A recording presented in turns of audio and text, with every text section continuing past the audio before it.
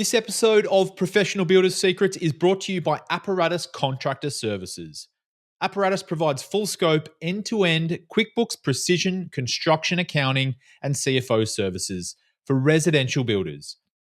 If you feel like you can't completely trust your weekly and monthly financial reports, or you feel like you're flying blind, Apparatus will rebuild and operate your QuickBooks accounting system and give you precision construction accounting capability you can trust. Learn more at apparatusteam.com or on the APB Rewards partner directory. LinkedIn is important, but absolutely it's not the only tool, and it needs to fit into a broader digital strategy and align with other digital assets.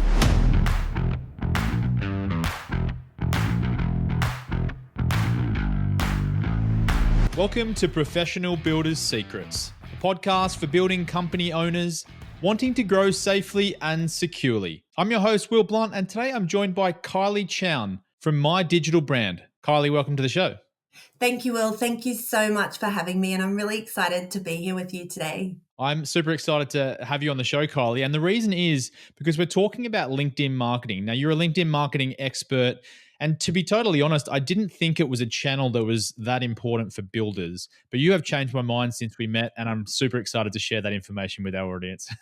Awesome. Thank you so much. I'm really excited as well. And we've been having some discussions around it. So I think we've got some really exciting content to be able to share today. Absolutely. So let's take a step back. Can you tell me a bit about your background and how you ended up in digital marketing? Yeah, absolutely. So I originally had a career management business, and when I had that business about 15 years ago, I really seen the effect of marketing and particularly digital marketing and how that can really help shape a business and how it can contribute to a business's success. Prior to that, I had worked in that more corporate space. And so I basically brought those two aspects together because I was really interested in LinkedIn from the perspective of personal branding and networking. So for about the last 13 years or so, I've worked primarily in that space. So with people, teams, and organizations, and looked at how they can really use LinkedIn as a tool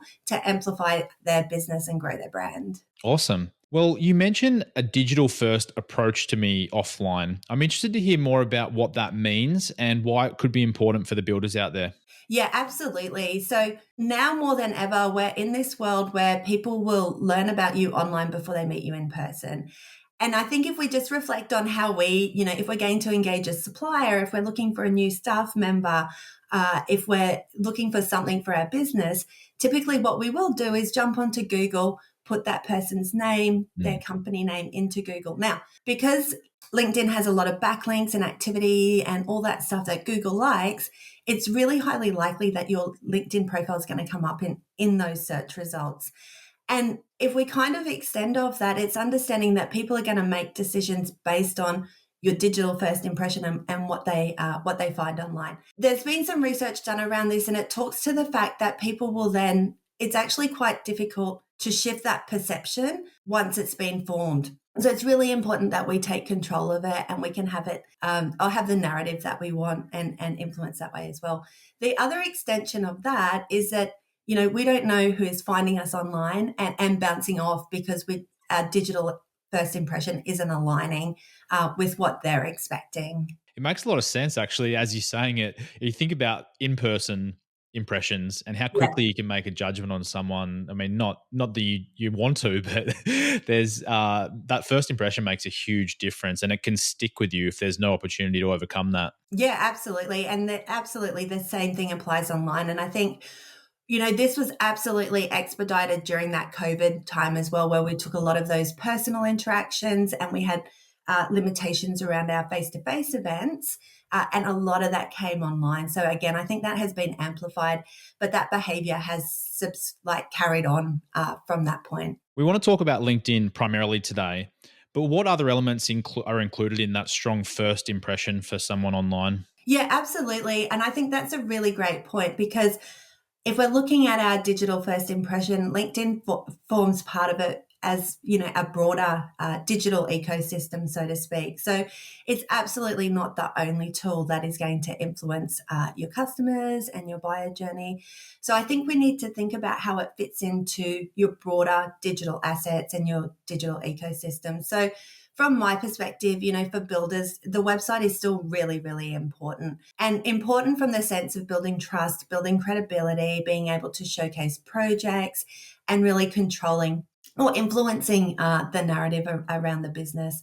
I think what makes LinkedIn a little bit different, or what makes the LinkedIn and other social platforms a little bit different, is that they can be more dynamic. So for example, on LinkedIn, we can be having real-time conversations with, potential clients, potential customers, potential team members, stakeholders, and we can be providing real-time updates visually of, amazing projects that builders are working on and really showcase what they're doing. So I think it's understanding LinkedIn is important, but absolutely it's not the only tool, and it needs to fit into a broader digital strategy and align with other digital assets. Awesome. Well, do you want to dive into that a little bit more and talk about the benefits of marketing on LinkedIn for builders? Because there's probably a lot of builders out there, like I had the first thought that, you know what, my audience is on Facebook or Instagram.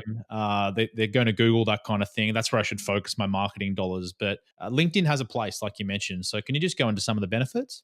Yeah, absolutely.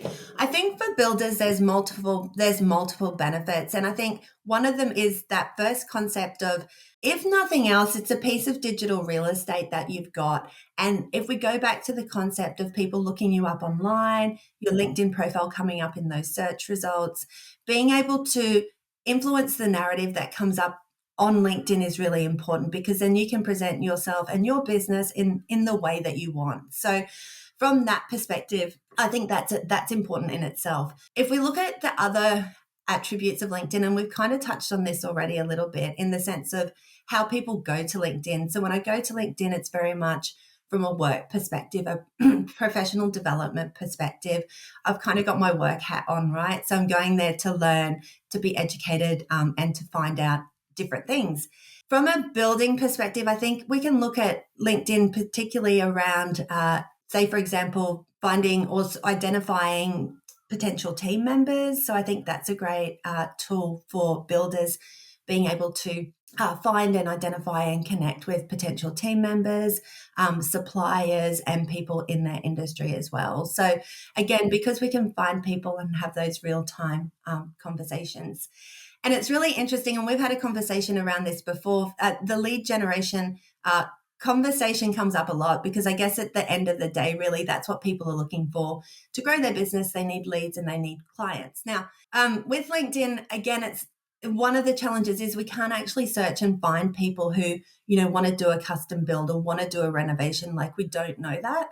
But what we can do is we can use LinkedIn as a tool to get our content in front of our audience. So our top of funnel awareness content, our educational content, we can put that through LinkedIn. We can put through, our case studies and our projects, and then also the signups for the lead magnets and things like that. So when that individual does have that particular need, that particular builder is front of mind, because they've been educating, they've been, influencing and providing a lot of great value to that particular person. Yeah, that's a great point. And we talk a lot about an always on marketing mentality, because it is a really common mistake for builders that they just try, they go, I need leads now, I'll turn some advertising on. Yeah. But it just doesn't work like that. And you really need to, because it's such a big investment from someone building a home or doing a large remodel, you really need to build up a lot of trust and be present, like you said, top of mind when that opportunity arises. Yeah, absolutely. Yeah. And again, it's probably underutilized in the sense of you don't know, who's watching you, you don't know who they're connected to. So again, it's just that we've got our content here, we've got our audience over here. It's looking at LinkedIn as a channel to get your content in front of that audience, but particularly when they're in a different mindset, because they're approaching LinkedIn from that work perspective. So they're looking for that education. They're very open to that advice element. Mm. Can you dive into a bit more about beyond lead generation and the brand focused stuff, what LinkedIn could be beneficial for? Yeah, absolutely. So I think two additional reasons that LinkedIn could be beneficial would be looking at what I found in, particularly around staffing and personal resources. So, I think I've seen builders using LinkedIn to, first of all, position their company and show the business as a place where people want to work, showing insights into, the leadership of the business and who they'll be working for, team members and things like that. So again, if we think about that concept of digital first, it comes back to that again, because a potential team member is going to do exactly the same thing. They're going to Google you, they're going to Google the company, who am I going to be working for? Who's going to be my teammates, and what's this place like to work? So I think using LinkedIn as a tool to be able to showcase that can be beneficial. But also thinking that LinkedIn is essentially, at the end of the day, it's really just a big database. So, as a business owner, you can jump onto LinkedIn and you can search for, say, a project, an office manager or a project coordinator within particular locations, and reach out and connect and engage with those people. So I think if we're in a market where there's challenges around resources, LinkedIn can be a good tool from that perspective. The other aspect is developing supplier and referral relationships. And this is where I've seen it work really well as well, is being able, to reach out, connect and engage with potential partners and referral partners. But then again, the extension of that, I've seen some really great examples where builders have used that as a cross content creation. So basically, there might be a builder and another provider that's aligned, working together to create content that can go across both audiences and things like that. So there's some really creative ways that I think builders can use LinkedIn to grow their business, but also grow their brand. Yeah, that's some great points there. Recruitment is a challenge across the industry, Yeah. no doubt, and finding great people. So any way that builders can get their brand in front of people and convince them that they're a great place to work, I think makes a lot of sense. And partnerships, to your point, referral marketing is enormous in this industry. Even though we really try to get builders to not rely purely on Yeah. referrals, at the end of the day, they are going to be a really high portion of the conversions that a small builder will get. So it's important if you can actually systemize that process of working with partners and engaging with them, then it makes a lot of sense. Yeah, absolutely. And it's looking at how you can build this into your existing systems as well. So I'm not Mm, about, it's not like, I understand like builders are busy, they've got to go on site, they've got to see clients, like they've got a lot going on. So, mm, we don't want to make a whole lot of additional tasks and work for them. But what we can look at is going, okay, cool, this is your existing system, or this is your existing process.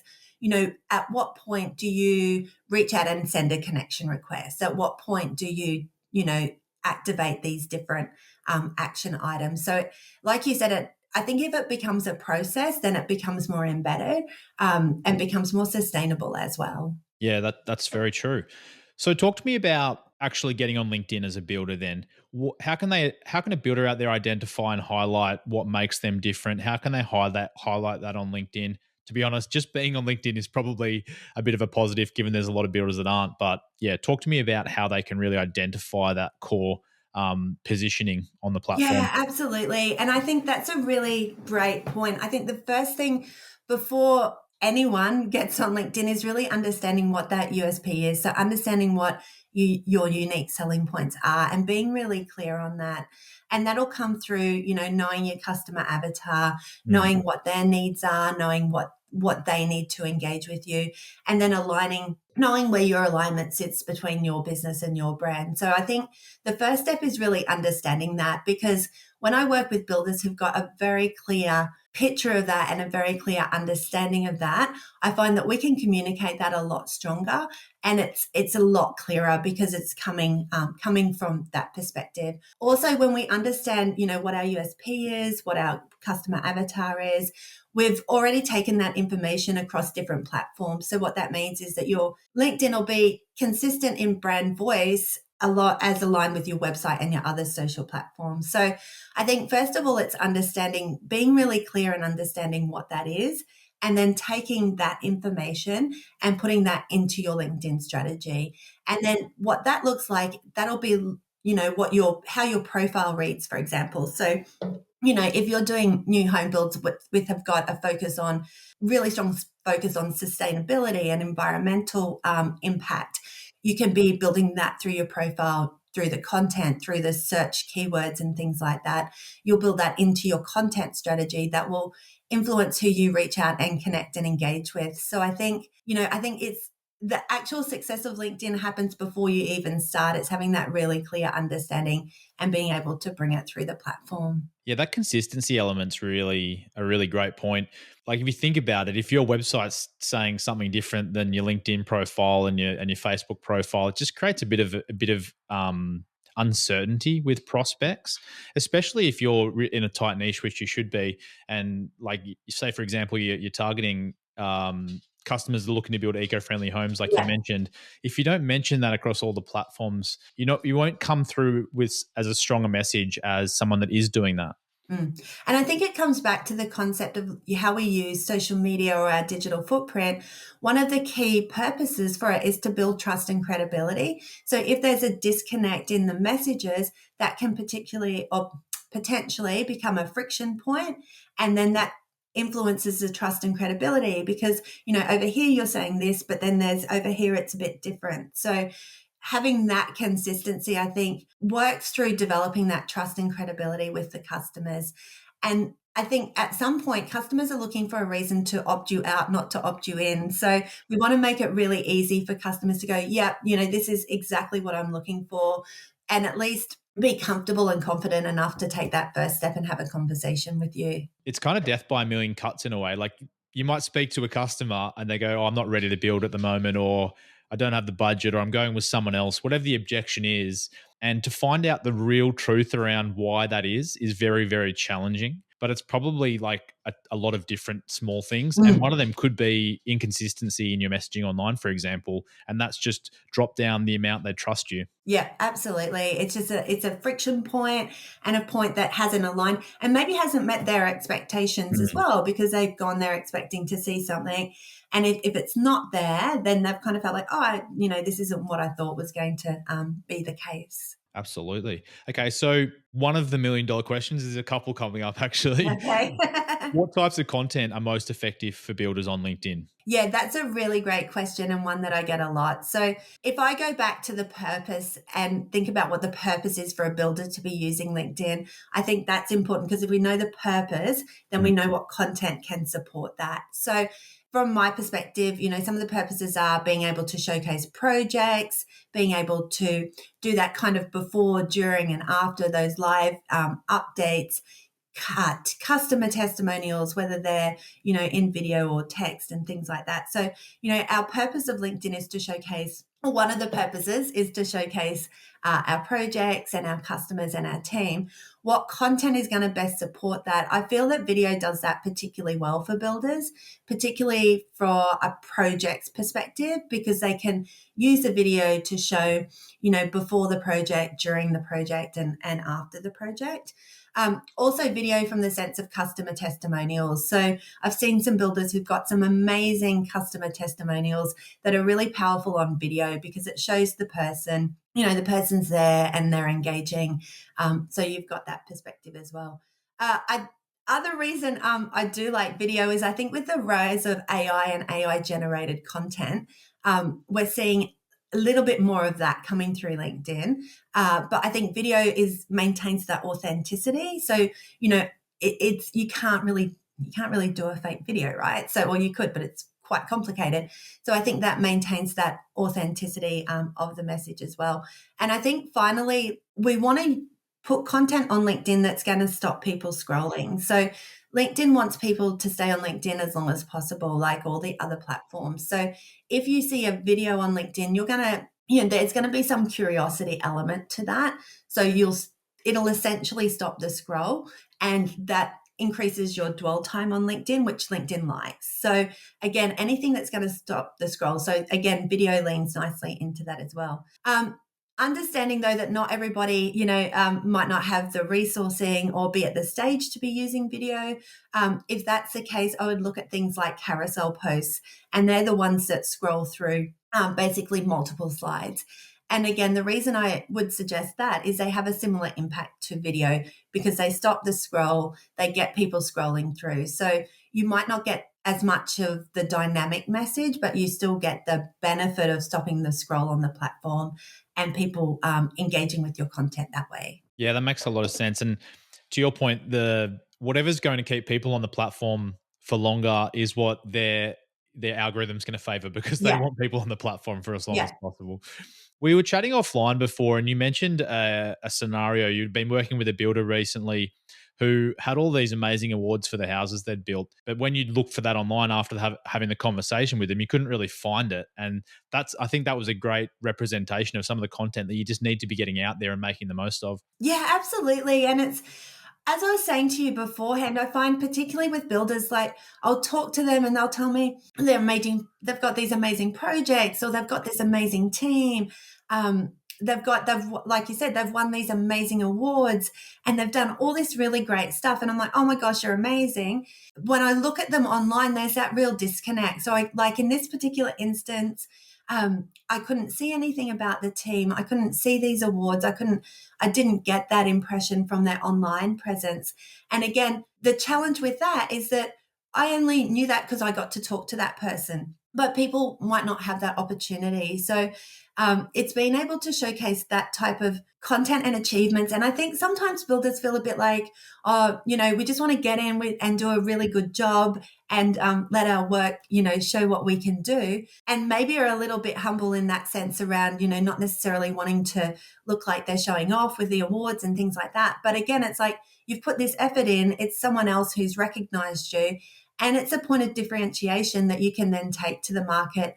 And it's going to help your customers as well go through that customer journey because, it's showing credibility, it's showing that achievement. And again, it can be just how we frame it. So in this example, I was saying, you don't have to say like, oh, I won this award. You make it about your team and your Yeah. community. So you could be like, hey, really proud of the team at ABC Building.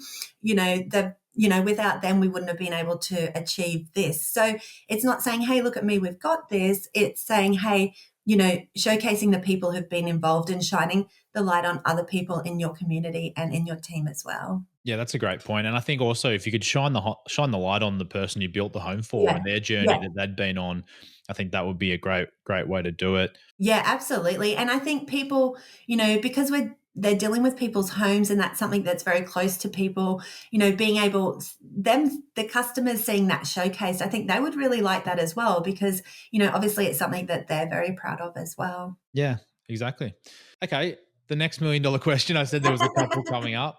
How often should builders post on LinkedIn? Yeah, great question. And this is one that I get a lot. So I think before I answer that, I think it's important that we understand LinkedIn user behavior. So if we look at a typical LinkedIn user, they go there less frequently than other platforms. So they'll go to LinkedIn less frequently, but they'll stay for longer. If we look at other platforms, if we look at Facebook, if we look at Instagram, there's more kind of micro moments there. So people will go to Instagram and Facebook, TikTok more frequently, but but they don't stay as long. So they go there more often, but they're not staying there as long.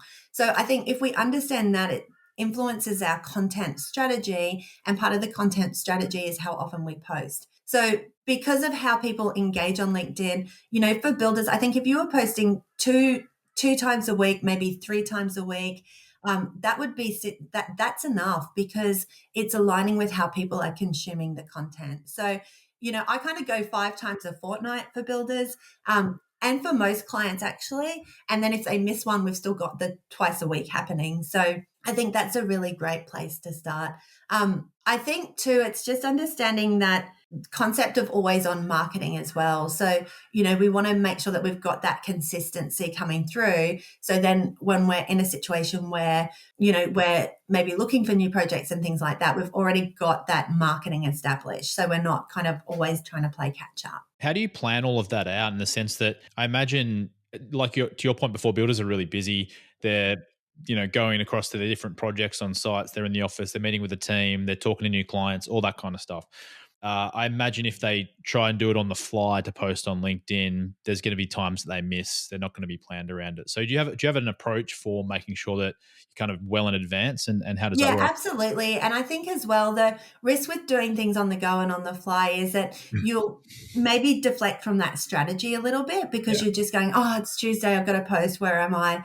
And just doing something because it's the day or the time. So I think the step back from that is having a really clear content marketing strategy, understanding what your content marketing strategy is going to be.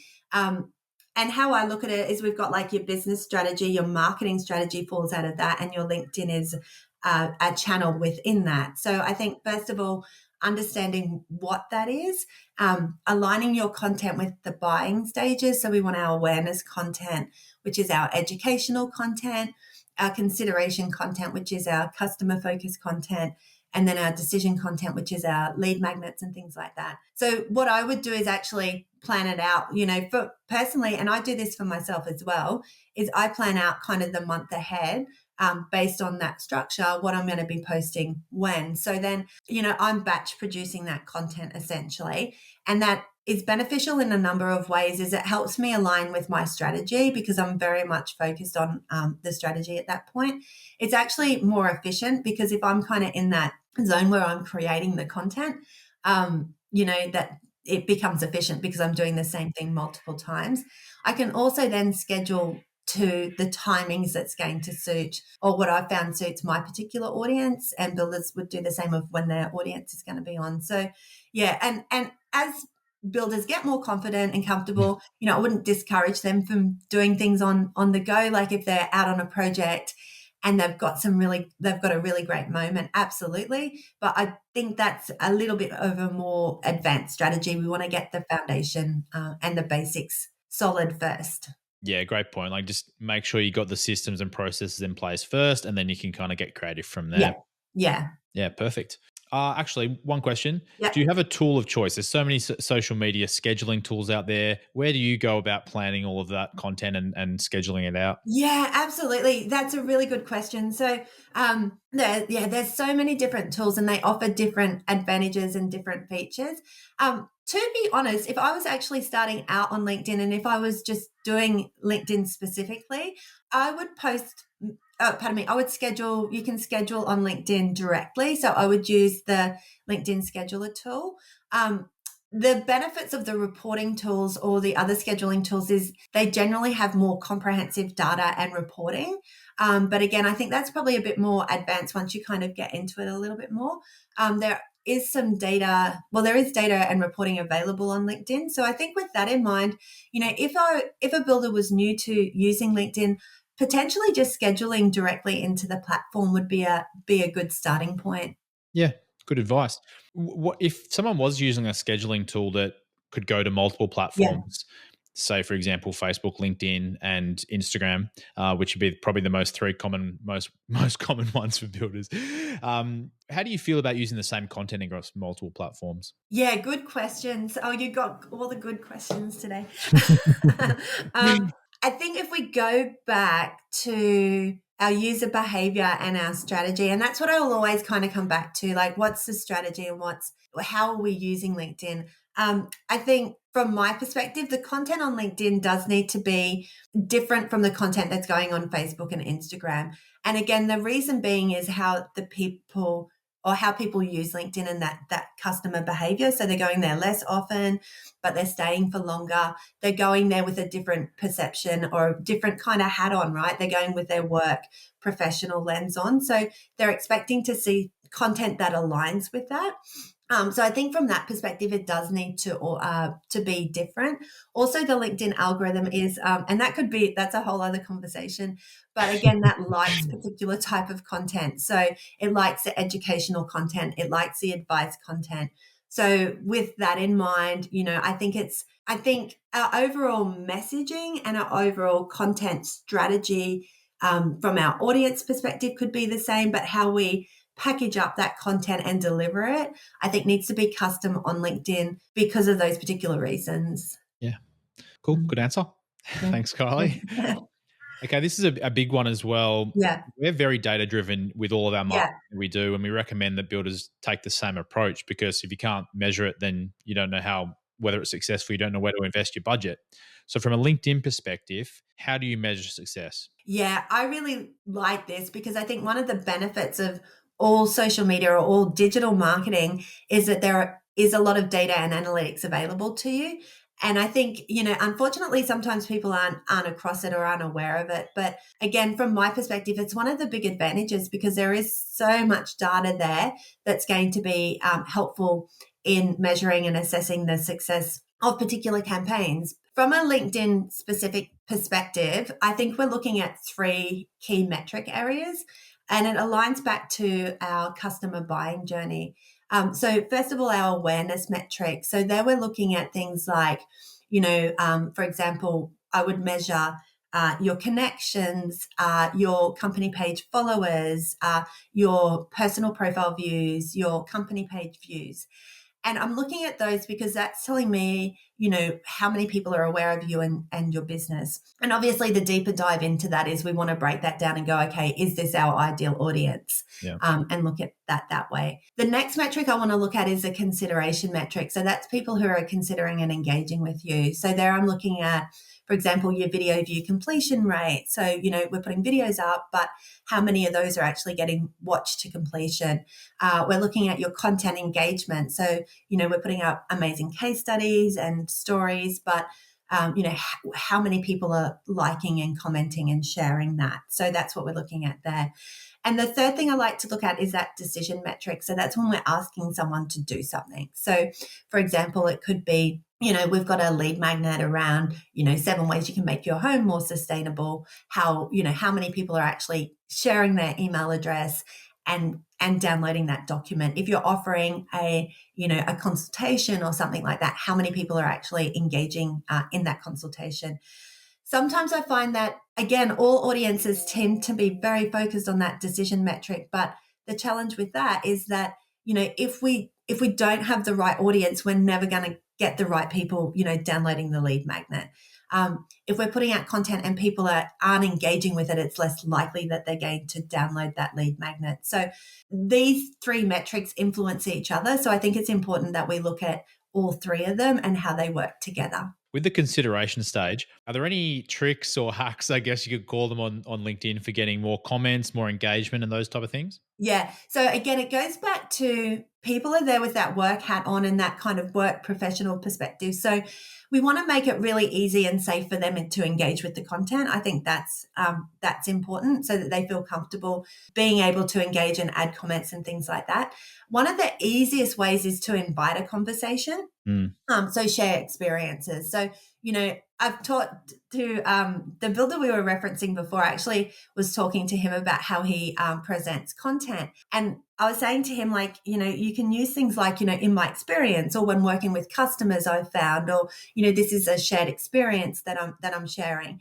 And I think that opens it up for other people to come in and say, okay, cool. Well, I had a similar experience, or sharing their own insights and things like that. So it kind of sounds, what's the word, kind of simplistic in the sense, but I think if we invite conversation and invite comments within the post itself, people will then feel comfortable to engage with them. And I think also engaging with other people's content. So, and I'm thinking about another client that I had, and they were saying that's exactly what they came to me with. They're like, oh, we want to get a lot more engagement in our posts, and we want to have conversations happening.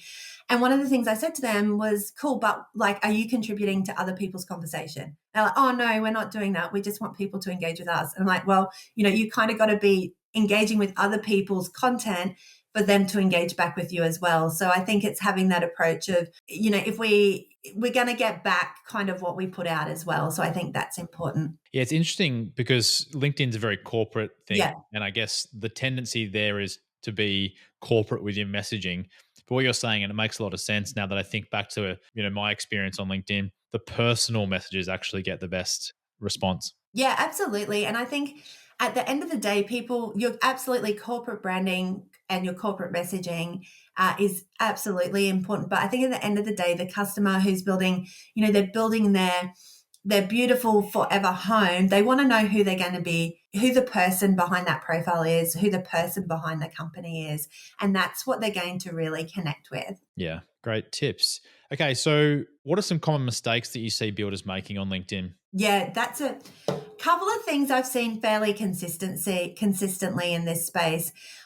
The first one is consistency of content, and we've already talked to that a little bit, but I find the nature of building and the nature of project work tends to lean into this a little bit more. Builders will get super busy with projects and going to see clients and being on site.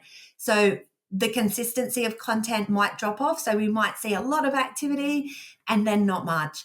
And then that can negatively affect from I guess, an algorithm perspective, because one of the things that LinkedIn does like is consistency. So, I would say one of the mistakes I see builders particularly make is kind of going in those up and downs from a content perspective. The second thing is not having that relevance between how amazing they are. It goes back to that, and I kind of feel myself coming back to that digital first concept. I'll talk to them, oh my gosh, you're amazing. I'll look on their LinkedIn and there's that real disconnect there. And so not leveraging that digital footprint to shape the narrative around their personal brand and their business brand. The third thing that I see is not builders, particularly not leveraging the visual capabilities and maybe not having, really great high quality videos and graphics and that type of content, and not showcasing those projects from start to completion. So I kind of find that's some of the challenges around that. And I think as well, not amplifying their personal brands. And this goes back to what we were saying before as well, is I think now more than ever, people want to connect with the person. I think there's absolutely, we still need to have our more corporate or more business communication, our awareness content out there and in the market. But I think at the end of the day, your customer wants to deal with the person who's going to be, who's coming onto site, who's going to be the builder, who owns this company, what's their vision, what's their values, what's important to them, and is there alignment there? So I think there's a really great opportunity for builders in particular to start to showcase their own personal brands as well as their company brands. That's a great point.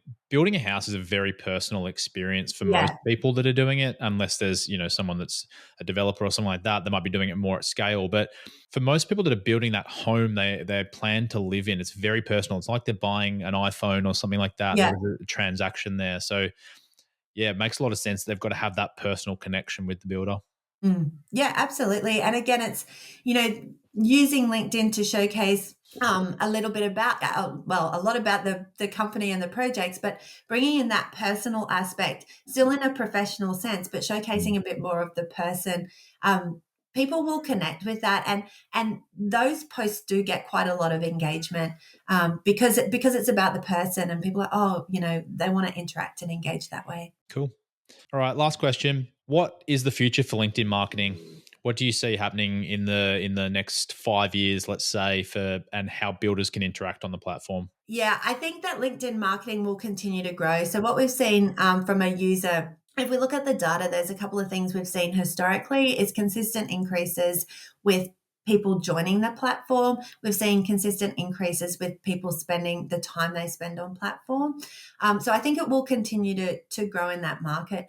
At this point in time, it's really the only platform that's set up from that professional perspective. So it's got a strong footprint in that particular space. So I don't see it diminishing or changing from that perspective anytime soon.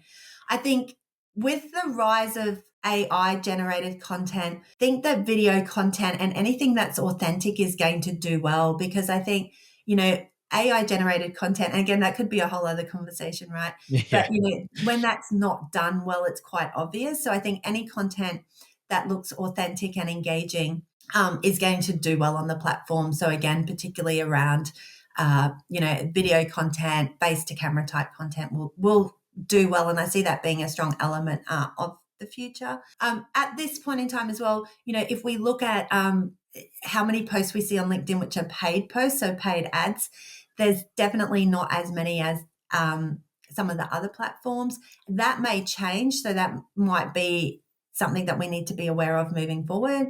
And it might be looking at, is there an opportunity for paid campaigns on LinkedIn? But again, the majority of people who I work with, I'd say 90% don't do any paid advertising on LinkedIn. So it's all Yeah. very much an organic content strategy as well. So look, I think moving into the future, I think we're going to see more video type content. I think we're going to see more personal branding type content coming through. And I think we might go back a little bit more to that kind of professional work hat type content, because I think it did take a bit of a deviation a little while ago where it kind of maybe got a little bit more into that other types of media content. But I think that's shifted back to more of the original intent and purpose. Yeah. Great advice. I think the opportunity for builders is quite large on LinkedIn. Yeah. And the reason I say that is because it's a very mature platform. Yeah. But for whatever reason, the residential building industry hasn't saturated it the same way other industries have. Like if you're in recruiting or something like that, Wow. every Yeah. every recruiter's on there and they're smashing it. Yeah. But for builders, I think if you just get on there and follow some of these principles you've shared today, there's a big opportunity to actually stand out. Absolutely. I think that's really a key point because, you know, exactly that. Like when I started, I was working a lot with accountants and coaches and professional service providers. And I think they've got a good understanding of LinkedIn and they can see how it can help their business. So they've really embraced it. I think for building, construction, professional, I would call professional technical services, I've started to see that absolutely increase, but it's not at the point yet where some of the other industries are. So it's a Yeah. really good opportunity to get in there and kind of get that foothold. And the great thing about custom building is that typically it's geographic based as well. So you've got the opportunity from a location perspective to go, I want to be known as the custom builder for luxury homes in Adelaide and really kind of claim that space on LinkedIn. Yeah. Mm. Cool. Well, Kylie, thanks so much for coming on the show today. I've had an absolute ball. You've shared so many great tips for getting onto LinkedIn. I'm really encouraged by what you've shared, and I think a lot of builders should be as well. Yeah, absolutely. Thank you so much for having me. And I'm looking forward to seeing your members and community being a lot more active on LinkedIn, Will. Should be good. So, for any members out there, My Digital Brand, which is Kylie's company and does all the awesome work with LinkedIn, they are a rewards partner, so you can get a cash rebate if you work with them. Kylie also spoke at the summit, and she hasn't actually spoken yet as we're talking, but by the time this goes live, she will have the Professional Builders Summit in Sydney, and there will be recordings available for that. So for anyone that's listening to this anywhere in the world, you can purchase those recordings and hear Kylie's presentation, which I'm sure is going to be stellar. She's going through a full case study of setting up a builder on LinkedIn and getting them all ready to go. So that's a lot of fun. Is there anywhere else you'd like to recommend builders could go to find out more, Kylie? Well, what they could do is they could come onto LinkedIn and find me there and Great connect idea. with me there. That would be Connect on amazing. LinkedIn. But yeah, Perfect. thank you so much for having me. It's always great to talk to you. And yeah, I think it's a really exciting time for your members and your community. And I'm really looking forward to seeing what they do. Yeah, awesome. Well, my biggest takeaway, I just like to share that is Yeah, absolutely. that digital first impression. I think something that resonated with me as you were talking and sharing all the advice today was it's not necessarily the best builder that's going to win a job. Because if a builder which is marketing themselves better and building more trust online and creating all those touch points with the trust, they're more likely to actually win the job. So you might build the best houses, but if people don't know about that, then you won't be in the right place at the right time. Absolutely. Cool. Well, awesome, Kylie. Thanks for coming on and have a great day. Yeah, you too, Will. Thank you. Also, a big thank you to our listeners wherever you are in the world. If you like the show today, please subscribe to Professional Builders Secrets on your platform of choice. And if you're feeling generous, leave us a review. But until next time, have a great day. This episode of Professional Builders Secrets is brought to you by Apparatus Contractor Services. Apparatus provides full scope, end-to-end QuickBooks Precision construction accounting and CFO services for residential builders. If you feel like you can't completely trust your weekly and monthly financial reports, or you feel like you're flying blind, Apparatus will rebuild and operate your QuickBooks accounting system and give you precision construction accounting capability you can trust. Learn more at apparatusteam.com or on the APB Rewards Partner Directory.